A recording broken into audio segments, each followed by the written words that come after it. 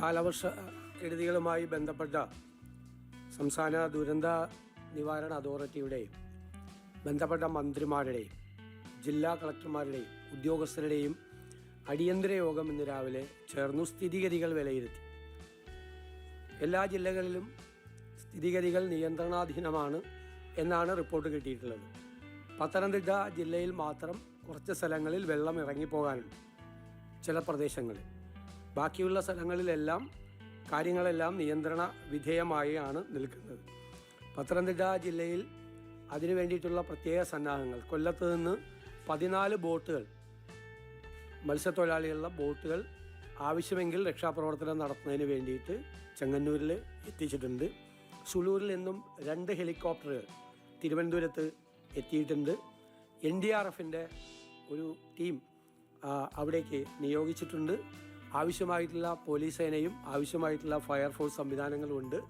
ഭക്ഷണം ഹെലികോപ്റ്ററിൽ നിന്ന് വിതരണം ചെയ്യാനോ അല്ലാതെ വിതരണം ചെയ്യാനുള്ള പാക്കറ്റുകൾ തയ്യാറാക്കിയിട്ടുണ്ട്. എല്ലാ സ്ഥലത്തും ആവശ്യമായ പാക്കറ്റുകൾ തയ്യാറാക്കിയിട്ടുണ്ട്. മുന്നൊരുക്കങ്ങൾ എടുത്തിട്ടുണ്ട്. ഇപ്പോൾ സംസ്ഥാനത്തുടനീളം ആകെ ഉള്ളത് 316. ഇന്ന് രാവിലെ 9 മണി വരെയുള്ള റിപ്പോർട്ടാണ്.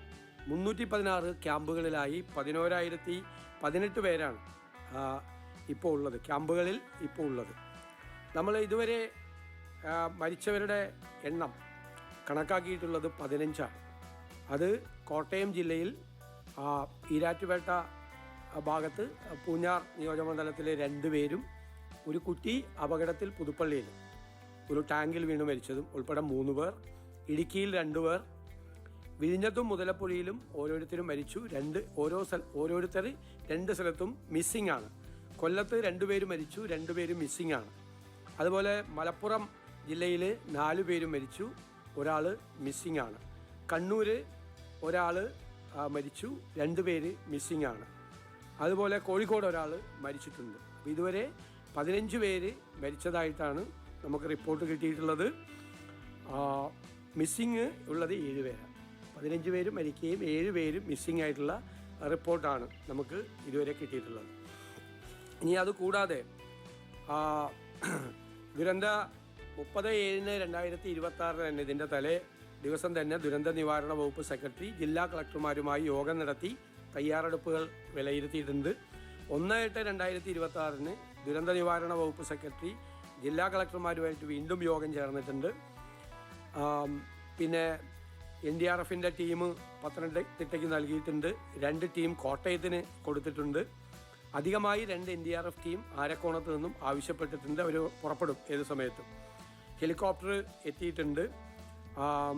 ITBPയുടെ ആലപ്പുഴയിൽ ആവശ്യമാണെങ്കിൽ നിയോഗിക്കാൻ വേണ്ടിയിട്ടുള്ള നിർദ്ദേശം നൽകിയിട്ടുണ്ട്. കണ്ണൂർ, വയനാട് ജില്ലകൾക്ക് ആവശ്യമാണെങ്കിൽ ഡിഫൻസ് സെക്യൂരിറ്റി കോർപ്സിനെ നിയമിക്കാനും നിർദ്ദേശം നൽകിയിട്ടുണ്ട്. ഇതുവരെ നമുക്ക് കിട്ടിയ പ്രാഥമിക റിപ്പോർട്ട് അനുസരിച്ച് 164.98 165 ഹെക്ടർ സ്ഥലത്ത് കൃഷിയാണ് നശിച്ചിട്ടുള്ളതെന്ന് പ്രാഥമിക റിപ്പോർട്ടാണ്. പ്രാഥമിക റിപ്പോർട്ട് 3596 കർഷകരെ അത് ബാധിച്ചിട്ടുണ്ട്. ചിലപ്പോൾ ഫൈനൽ റിപ്പോർട്ട് വരുമ്പോൾ കുറച്ചുകൂടി ആളുകളെ ബാധിക്കാനുള്ള സാധ്യതകളുണ്ട്. പല പ്രചരണങ്ങളും വ്യാപകമായി നടക്കുന്നുണ്ട്. ആ പ്രചരണങ്ങളിൽ ഏറ്റവും പ്രധാനം അണക്കെട്ടുകളിൽ നിന്ന് വെള്ളമൊഴുക്കുന്നു എന്നുള്ളതാണ്. പ്രധാനപ്പെട്ട അണക്കെട്ടുകളിലെല്ലാം ജലനിരപ്പ് വളരെ താഴെയാണ്.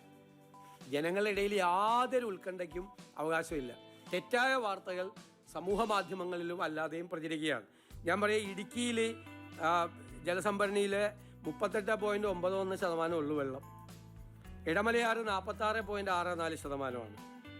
ബാണാസുര സാഗറിൽ 52.9%. കക്കിയിൽ 44.82%. കല്ലടയിൽ 45% ഉള്ളൂ. മലമ്പുഴയിൽ 35% ഉള്ളൂ. പീച്ചിയിൽ 34% ഉള്ളൂ. അപ്പോൾ ജലസംഭരണികളിൽ നിന്ന് വെള്ളം ഒഴുക്കി വിടുന്നു എന്ന് പറയുന്ന വ്യാപകമായ തെറ്റായ വാർത്തയാണ്. അതിനെതിരായി കർശനമായ നടപടികൾ സ്വീകരിക്കും. കാരണം ജനങ്ങളിൽ ഉത്കണ്ഠ പരത്തുന്ന തെറ്റായ വാർത്തകൾ സമൂഹ മാധ്യമങ്ങളിലൂടെ പ്രചരിപ്പിക്കുകയാണ്. ആകെ മൂഴിയാറിലാണ് വെള്ളം.